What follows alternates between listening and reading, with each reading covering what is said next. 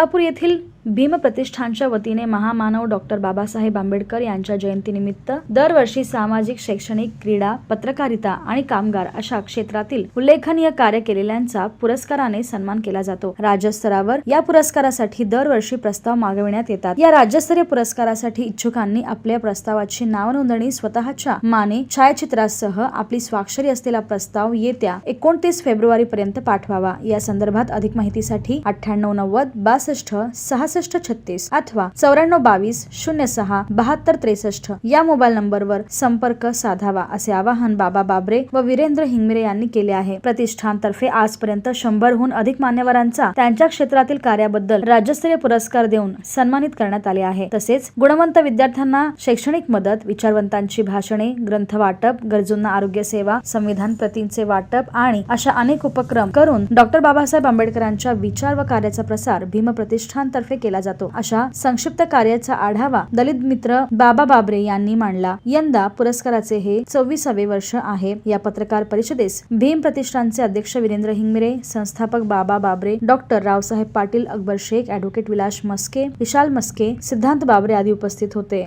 भीम प्रतिष्ठानने विविध क्षेत्रामध्ये म्हणजे विशेषतः बाबासाहेब आंबेडकरांचे विचार जे सामाजिक चळवळीचे असतील, शैक्षणिक असतील, सांस्कृतिक असतील, तर ही चळवळ पुढे घेऊन जाण्यासाठी भीम प्रतिष्ठानने एक सामाजिक अभिसरण व्हावं म्हणून पुरस्काराची एक उपक्रम सुरू केला।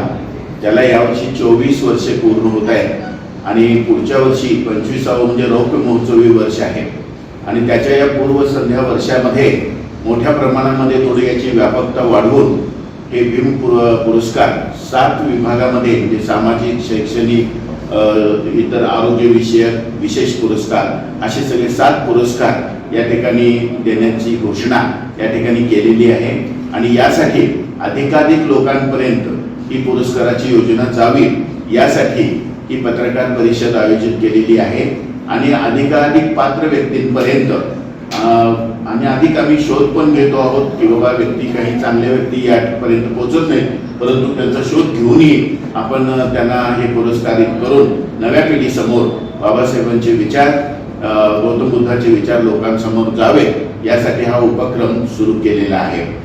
वास्तविक या उपक्रमापाठीमागं जसा पुरस्काराचा एक भाग आहे, चांगल्या व्यक्तींचा आदर्श लोकांसमोर ठेवणं हा एक जसा भाग आहे, तसाच एक वैचारिक चळवळ ही लोकांपर्यंत, प्रबोधनाची चळवळ ही लोकांमध्ये जावी।